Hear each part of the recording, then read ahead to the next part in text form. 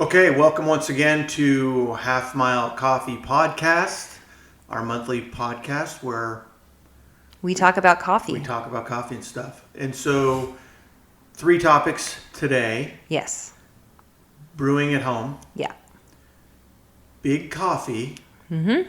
And we're going to talk about experimental processing.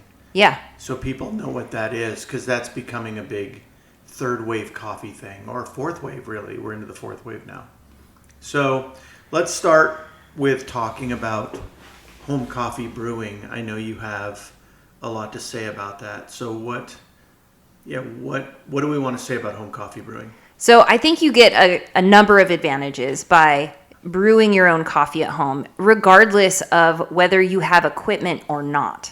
So I think you can increase your quality, you can increase the value, and you can increase your enjoyment of your coffee. So the quality aspect of it, you can buy higher quality coffee for your home than you can when you go out. So the coffee that you buy from us at Half Mile Coffee is probably, 3 or 4 times higher in quality than the drive-through that you're stopping at.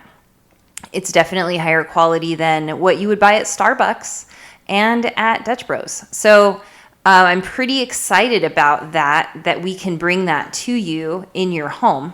And so that's one important factor. Okay, so you're saying it's the advantages are price. Yes, price quality, quality, and convenience. Right. Now, some people would argue about the quick convenience part of that. Right. I think you create your own convenience. So you can subscribe to a coffee. It shows up at your door. You can prep it ahead of time. You can buy like a cold brew kit and cold brew your coffee so it's ready for you without any equipment. You can set your coffee machine to brew it for you in the morning. You can buy pre-ground coffee. There's a lot of ways to make it convenient. Okay, I'm going to hit you with like a few different drink recipes or coffees, and you tell me how you could make it at home the most convenient possible way. Go for it. Are you ready? Yeah.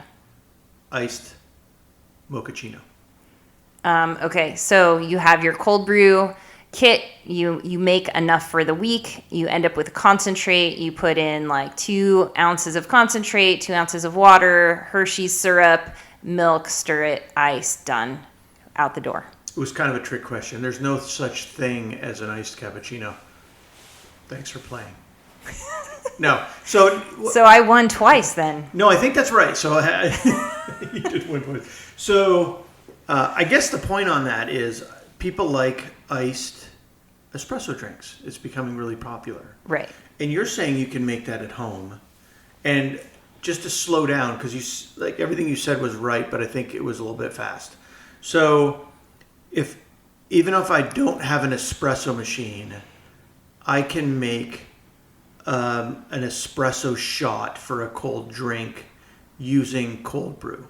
Right. And obviously it's not an espresso shot, but what we're moving towards is the idea of an espresso shot, right? The flavor and the presentation of a highly caffeinated, high quality, delicious coffee drink. So if you start with a cold brew concentrate, it's essentially a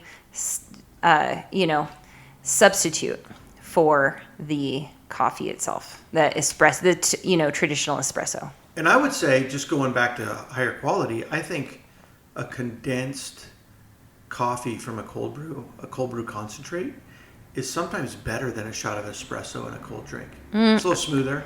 I think it depends. If you're pulling our legacy, it and you pull it properly, it is the most amazing espresso shot. It is so rich and so complex and amazing. You should absolutely try it by itself. I'm super in love with this, but not everybody is going to be able to do that at home. And cold brew is amazing because it pulls all of the bitterness out of the coffee. And our coffee doesn't have a lot of bitterness to begin with. And so it's even smoother and it's even more just that coffee flavor that you really are looking for as the base of your coffee drink. So okay, so cold brew, a cold brew concentrate as your base for an iced drink. You can buy one of our kits, right? We have a cold brew kit, which makes it super easy. You don't even have to own anything. You just have to throw this filter bag into a pitcher for 24 hours with the water. Yep. And you're good. And then people have to buy a few syrups, right? I mean, you can buy syrups or you can make syrups. I'll give you my secret recipe for syrup. It's just 2 to 1. So 2 parts sugar, 1 part water. Add some whatever flavorings you want to that. I mean, it's really like an extract, like a vanilla extract. Vanilla extract, maple extract, whatever. Cinnamon. Cinnamon, whatever flavorings that you want. Peppermint, it's all the same. So But if you don't want to do that, you can buy them. Yeah, Right? definitely And buy you them. You can buy them in the store. Yeah, And by then- 1883. I mean, Right. Torrini has a lot of, bad ingredients. Not Okay. bad ingredients, ingredients that I don't prefer in my coffee syrup. Okay, and then milk, right? Just milk. So that's a cold drink, very easy, Yeah, right? If you do the cold brew, you could do that with our kit, you could probably have a couple weeks worth of drinks, right? yeah. Honestly, or you can just brew a whole pot of coffee and throw it in the fridge. So Which is what we do sometimes. We'll batch brew and then throw it in the fridge for our kids. in the summertime too, it's so amazing. And it's just so easy. Coffee can be really easy. You do not have to overthink it. And I think there are those of us who love to overthink coffee. It is like so much fun to get into the nuance of like, how many microns is my coffee, ground for this particular, you know what I mean? Like we get really, really into it, like maybe too much. So, but it does not have to be that crazy. Like you can brew simple or you can brew complicated, and both ways you can get a great cup of coffee if you are starting with good coffee and good water. So yeah, I think that's a good point. If you pay attention to the water you're putting into, say you have a coffee machine. Yeah. Like a drip machine. Yep. If you're concentrating on putting filtered coffee in that and not tap Filtered water. Right, filtered. What did I say? Filtered coffee. Yeah, filtered water into that and not tap water, and then a really high quality, freshly roasted coffee. You can get an amazing result just out of that. Absolutely, absolutely. That's what you're advocating for. Yeah, the basis is start with good water, start with great coffee. Okay, and then there's a couple of things that we have here that we've been talking about a lot. Let's talk about this Kalita Wave brewer. So it is not a Kalita Wave itself. It is a Kalita Wave style brewer made by Ethos. So it is called an Ethos brewer. And here it is. The cool thing about the Ethos is that it is metal. It's all metal. So this is your metal filter basket that you can just rinse out when you're done using it. And this is your metal brewer, and there's a little space there. I don't know if you can see it in the frame, but there's a little space at the bottom, and so your filter basket is flat, and so it's not going to get stuck in the bottom. That is the coolest part of this brewer, and it just makes it brew very consistently. The water doesn't get stuck in there, and then you have this great cover, and you have this glass pitcher. So the glass pitcher also has measuring lines on it, which is so handy to see kind of what you're putting into it, and you can see what you're getting out of it. And it's in ounces and milliliters. And this is borosilicate glass, which means you can actually put this on the stove on low, and it will be fine. It is super sturdy, excellent for travel, excellent for every day. The other thing about borosilicate glass is that it's also heat safe. So that means you can put ice in it and brew hot coffee into it, and it will not shatter. Love this thing. Yeah, for those of us who don't watch our YouTube channel or YouTube podcast, you can see it on our website, or you can go to our YouTube channel, because there's a lot of people that listen to our podcast that don't watch it. But and go to my Instagram. Go to our Instagram, because we've demoed this on Instagram. Yeah, we really like this brewer, and so this is the one we recommend. I think it actually brews easier than a V60. For sure. I agree 100%. So it doesn't clog as much for some reason. Yeah. It's very consistent. It's very consistent. It's a really good brewer, and like Nicole said, I mean, the fact that you can flash brew in it, you can put that on that glass silicate on a stove. Yep. And hold it at warm if you want. Yep. Which is so cool. Because you can make 2 cups in that thing. It's just great. You a little bit more than 2 cups, 600 mils. Yeah. So half a liter. Right. And so that's just an easy way to brew, pour over coffee and make it really, really good. Yeah, and really coffee shines in this brew method. It really does. Yeah. And then so there's just another brew method that's super easy with a device you can get on our site. And then let's talk about this coffee mug that we have. Yeah, I like to call it the coffee capsule. And it is stainless steel, double-walled on the inside, and it's really leak-proof, which is the biggest plus about this particular capsule. So you can just flip it upside down, you can shake it, and it does not leak. And it will keep your drink cold all day or hot all day. And so this is a great thing to throw in your backpack. It's perfectly shaped for your little backpack side pocket. And you can make your coffee to go, and it's ready for you for lunch. So it's 12 ounces, which is the perfect size for your morning commute or your afternoon pick-me-up. Yeah, and I think that's what I really like about that mug is, my last corporate job, the coffee wasn't good. And so I would bring a latte for after lunch.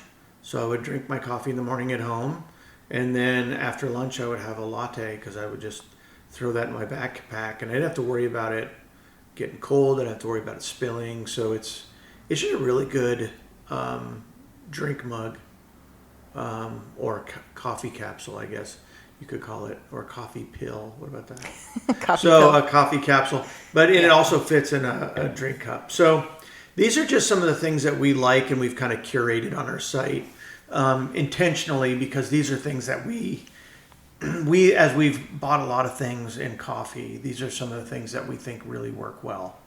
And so we wanted to provide them on our site for you. Not just a big infomercial, but just talking about brewing and convenience. Right, because that's one of your 3 is convenience. Right, and I would argue that it's more convenient to brew at home than to go out, just because you're not standing in line. You don't have to spend time on an app. You don't have to, suffer all of the, crowded coffee line or, just it can get a little crazy. I know, my daughter loves to go as a treat to go to Dutch Bros, and that can be, we have to budget that. It's like, okay, we need 30 minutes because it's going to be a little bit of a wait. You never know, so. And some of us just aren't prepared for that level of extroversion. Right. It's really too much fun. Like, what are you going to say to the barista when she asks you, what fun thing are you doing today? Yeah. You have to be prepared. You have to come with an answer. There's too much. I love it. There's too much pressure. Too much pressure. I just want my coffee. I love it. All right. So anything else you want to say about home brewing? I think home brewing is economical, right? That wasn't one of yours, right? It was just quality, convenience, and what was the third? I didn't write it down. I have no idea. Your 3 bullet points. This is not my day to remember things. You need an alliteration for it. Convenience, quality, something else, But so I think economical too.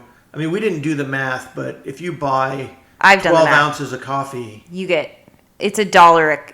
It's $1 a cup because you get a bit. Cup versus $5 a cup for coffee that isn't necessarily that good. It's not good. It's not healthy. It's not convenient. Yeah. It's really it's really nothing. Right, and we're talking to the people that want to make a quality cup of coffee, not caffeine's a utility. Yeah, you could take caffeine pills and that would be way more efficient than drinking a Monster. Probably cheaper. Yeah. So bad for you. Yeah. So, I have opinions about separating coffee from the plant. Separating caffeine from the plant. I mean. Well, yeah, and then you just get further and further away from a natural product, right? So which is never good. Yeah. So speaking of maybe not the best quality, but convenience, Yeah. or I wouldn't even say cheaper. I mean, there's some coffee companies that are coming right now that we'll talk about. They're trying to make your coffee in the morning cheaper.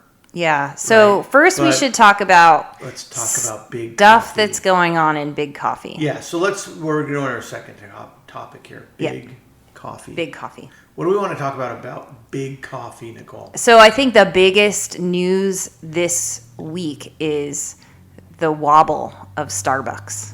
So Starbucks has closed its reserve roastery. It is closing certain coffee shops, and it has let some people go. And they're trying to do a big revamp. So, and I think they really want to try to be your neighborhood coffee shop, but it's not something that they ever were. So they're trying to become something they never actually were. So Why don't you explain that? Talk about this term simulacra, yes. and talk about what that means with respect to Starbucks and what they are trying to become and what they never were. Right. So Simulacra is a copy of an original that doesn't exist anymore. So the way I've heard it explained was, so imagine a pumpkin. A pumpkin is a real thing. It grows in the ground. There's nothing, it's an original, right? So then from the original, we can create pumpkin pie, which still has some elements of the original pumpkin in it. So it's a copy, a kind of revision of the pumpkin.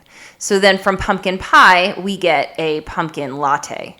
And so the pumpkin latte doesn't have any pumpkin in it anymore. It just has the idea of pumpkin pie. So it's a copy of a copy at that point. And so then from the pumpkin latte, you get pumpkin creamer. Okay, so pumpkin creamer doesn't even have the elements of pumpkin, that it doesn't taste like pumpkin pie. It just is kind of the idea of fall flavors, or pumpkin pie. It's really so separated from the original pumpkin. It's a copy without an original. So there is no real thing. There is no real pumpkin creamer, right? That doesn't exist. It's created. It's a copy of something that never existed. So another example of that is Disney's Main Street. So if you've ever been to Disneyland or Disney World, there's a Main Street, and it's supposed to give you the idea of an old-fashioned Main Street. But it is not a copy of anything that ever existed. It is an ideal. It's like an ideal creation of that idea. So it's a copy of something that doesn't exist anymore. So that is kind of, Starbucks is not really coffee. It's not really your neighborhood cafe. It is the idea of your neighborhood cafe. It is the idea of a coffee. But there's very little coffee in the coffee, So, and there's very little neighborhood in that cafe. And so they're really, really trying. And I would say that their biggest asset is the barista in that scenario. So they are starting to wobble. They're changing their menu. They're doing a lot of things to try to regain a customer base, because they've had losses over the last few quarters, which has never happened before. So they're really struggling. We'll see what happens and what impact that has on the greater coffee community, and if they survive this, because they have a major competitor coming. Do you want to talk about the major competitor? Well, just to talk a little bit more about the Starbucks issue, what do you think's impacting that market? Where do you think their customers are going?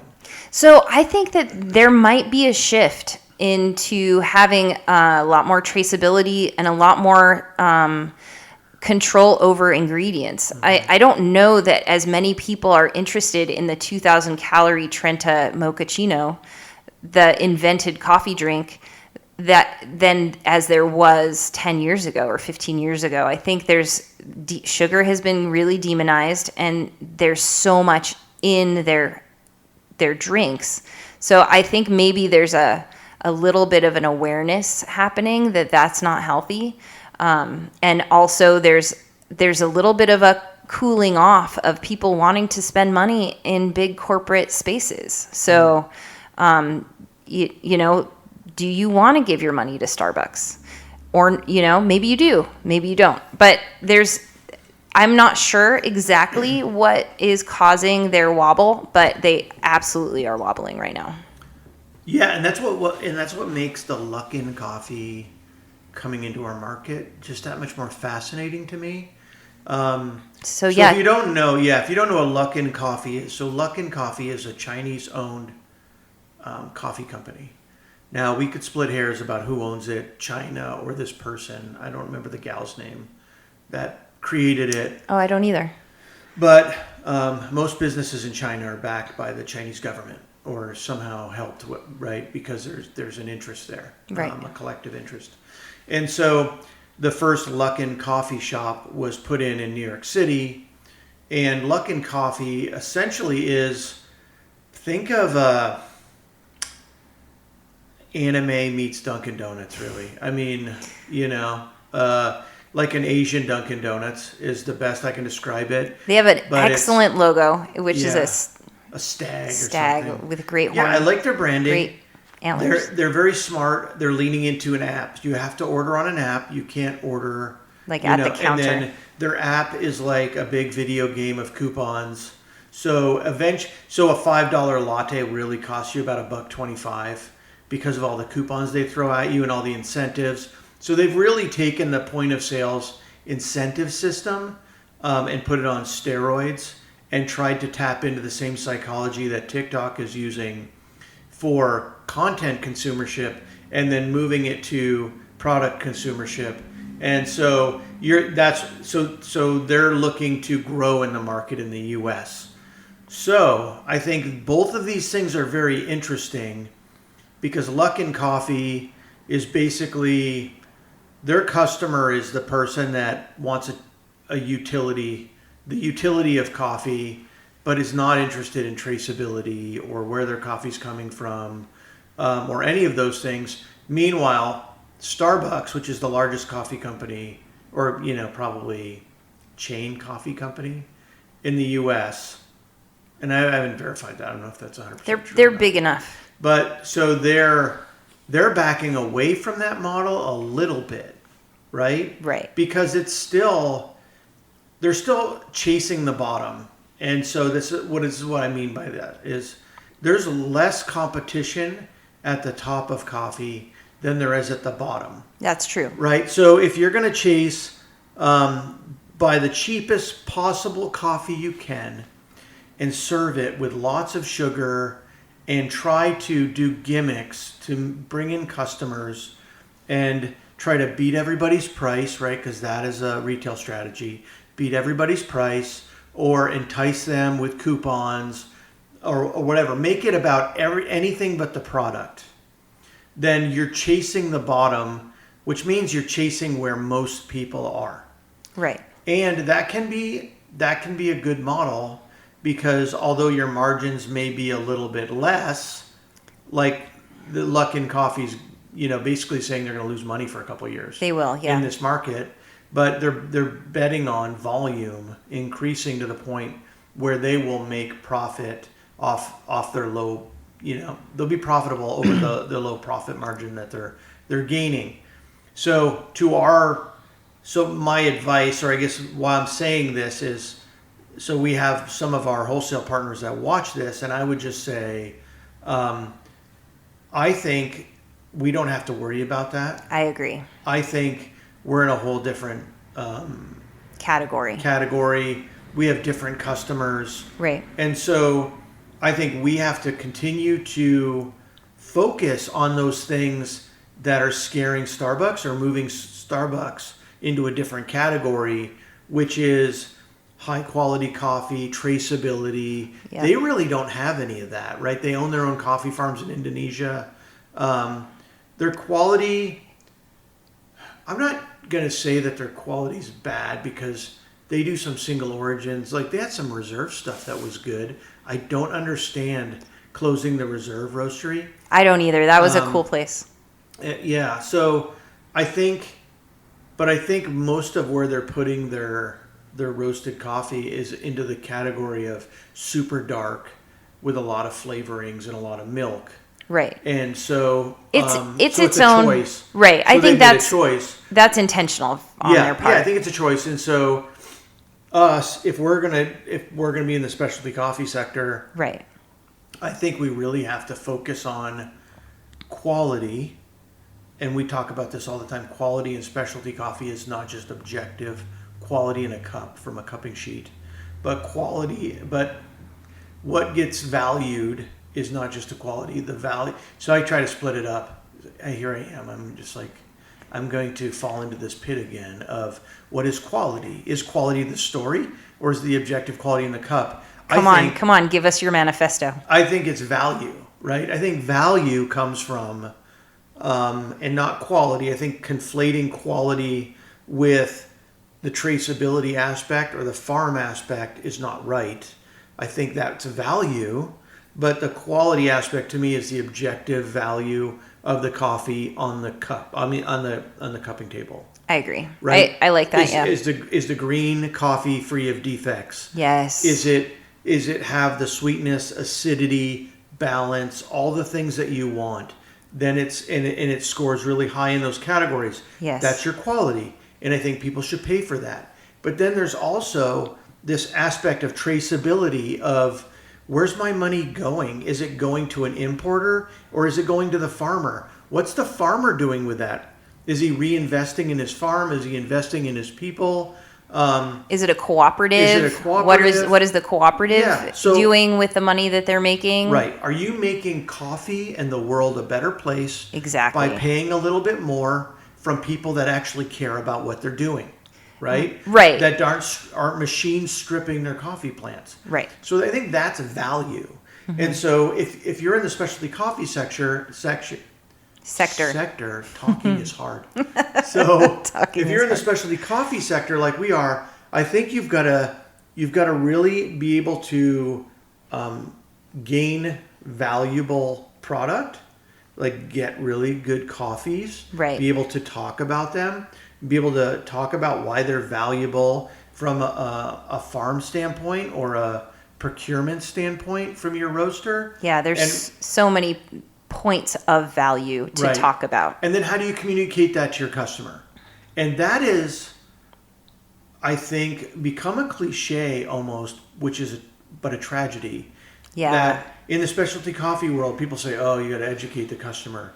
And like as if we've been doing that for 20 years and it's over. I talk to so many people that have no idea what the difference between commodity and specialty coffee is. Right. That we've got to continue to build relationships with our customer and educate them so they can see the value. I think once people see the value in coffee, it stops becoming just a choice between a cup of coffee at 7-Eleven and a Monster, and it becomes something better, something that they want to consume, that perhaps is an affordable luxury, that gives them a bigger perception or picture of the world that they're living in, because there's something cool about knowing the story behind the hands that put the little coffee plant in a little tiny cup when it was a baby, raised it for 2 or 3 years. 5 years. 5 years, 5 years, and then hand-picked the fruit, right? Carefully dried it and processed it, right? And then gets it to us, and then all the care that we put into it. I think there's something really cool about that, and I think that takes educating the consumer. It takes knowing your business and knowing what you're about and where you're getting coffee from. And that is so far removed from what Starbucks and Luckin is doing that I don't think they're competition for your mom and pop or your third wave cafes or any cafe that actually is looking to serve a customer really good coffee and not focused on just making a buck. Right. Because there's lots of people in coffee that are looking to just make a buck. Could care less about the coffee. Yeah, there's a lot I talk to them all the time. that can happen. I talk to them all the time. So that's when we talk about this big coffee thing. I think it's interesting news. I think we've got to continue to watch it. I agree. I mean, and the thing is, there's only so much coffee that can be grown in the world. And, we're trying to, the specialty is trying to grab, the best of the best, and there's just so many factors involved in that. And what Starbucks does matters. What Luckin does matters to us, so. What importers does matters, right? Because, there's lots of coffee farmers that are getting out of the specialty coffee market just because people aren't paying them. That's a whole nother conversation, Yeah. How hard it is to be a farmer, Right. And yeah. I like to say the closer you get to the actual coffee cup to the customer, that gets to the customer, that's where most of the profit is. Right. And if you think about how backed up the farmer is, and then it's, that's why, direct trade relationships are really important. And, being able to pay a fair price for coffee is really important to us. Yeah, we're really proud of our, direct trade coffee, which right now is our Pepe Hijon. Yeah. And, we know, how he runs his farm. We know how he treats his workers. We know what a tremendous positive impact he has on his community. Yeah. And we're so happy to have his coffee because, beyond that, it's the cleanest coffee that I've ever seen as far as green coffee goes. And it's also the most interesting coffee that Tioxy, by far the most interesting cup I've ever had. And then also the Cioxy is just a real beautiful, fruity, treat of a coffee. Well, and this moves us into our third topic. Oh, yeah. Right, which is kind of the cool thing about him as well, is he's an innovator. Yeah. So let's talk a little bit about experimental process and why that's important in coffee and why we think that adds value to a coffee as well. Yeah, so experimental process coffees are when someone does something to the coffee after it is picked. So it's called post-harvest. So you in the normal process, you would you'd pick the coffee and you have to ferment it to get all the mucilage and stuff off of the coffee seed inside. It's not really a bean. It's a seed. So you have to get all of the fruit off of the seed. It's very similar to a cherry. So imagine eating a cherry and the fruit part is the stuff they're trying to get off. And the seed is the coffee. And then the coffee has to go through a process in order to get to the point where it's dried enough to be roasted. So that might be, it might ferment in its pod, inside the fruit for a while. It might get washed immediately and ferment in that washing process. And then it might go through a completely different process. And this is where the experimentation is happening. So go ahead. Can we start with what are the three normal processes? Just the natural washed and honey process. Yeah. So just start with that and then use that kind of as a springboard for what an experimental process would be. Yeah. I'll just really quickly, very basically explain each process. So the natural process is when a coffee cherry is allowed to ferment completely whole, and then it gets separated after a fermentation process from the fruit. And then it can be completely dried in the coffee cherry itself. So that's a natural process. The washed process is when it's completely separated from the coffee cherry and then dried. And then the honey process is when the skin is taken off and there's some of the pulp left on the coffee seed, and it's allowed to ferment like that. So those are the three processes. Within each of those processes, there are a lot of other nuances that can happen, but those are the three basic. Right. Those were the three historic, basically, ways that they would process coffee. Right. And you get different characteristics for each, right? Right. And there's a reason. Like in Africa, a lot of them are natural process because they don't have a lot of water. Right.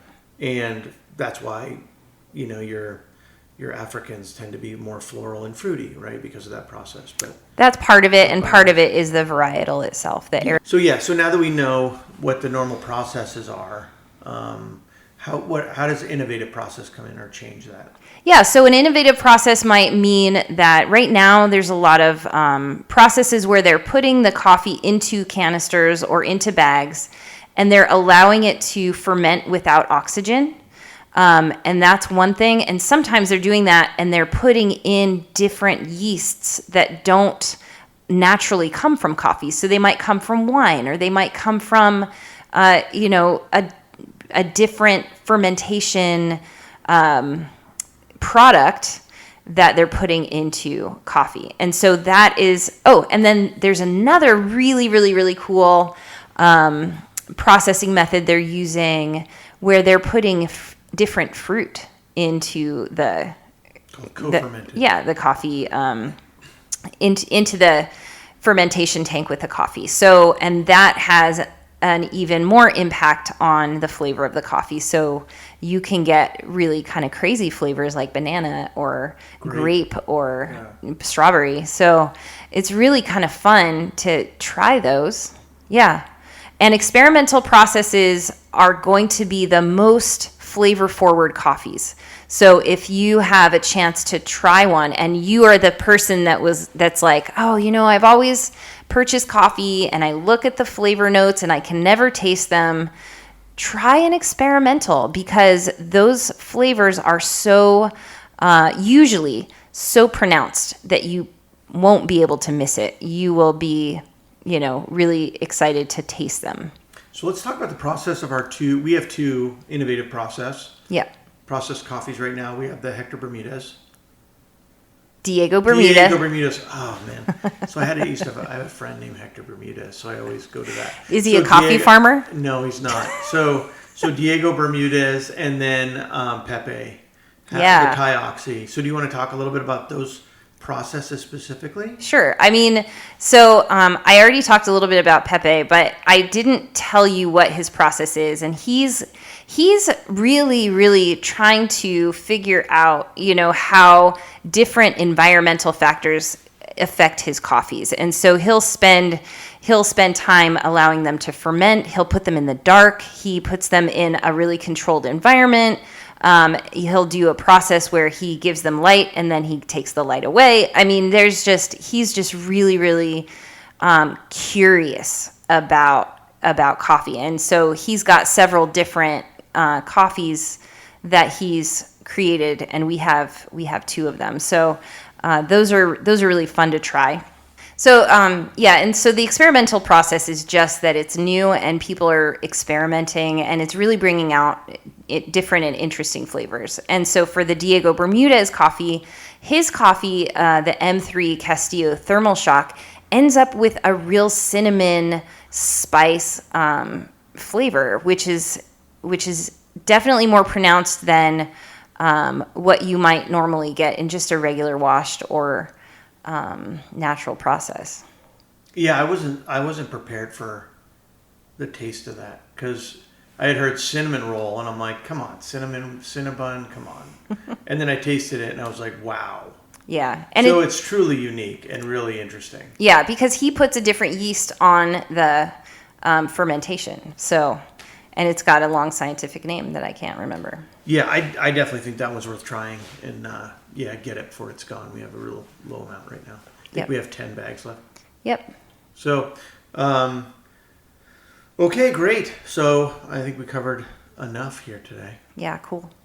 And so, as always, we appreciate you for listening. Go ahead and subscribe to us on YouTube if you want to see our videos and know when they come out. And then anywhere you follow podcasts, you can catch us on Spotify or Apple. Those are the two biggies. Definitely.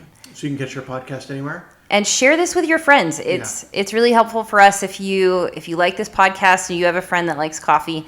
Definitely share this podcast. There's a lot of coffee podcasts, and it's funny that a lot of them don't actually talk about coffee.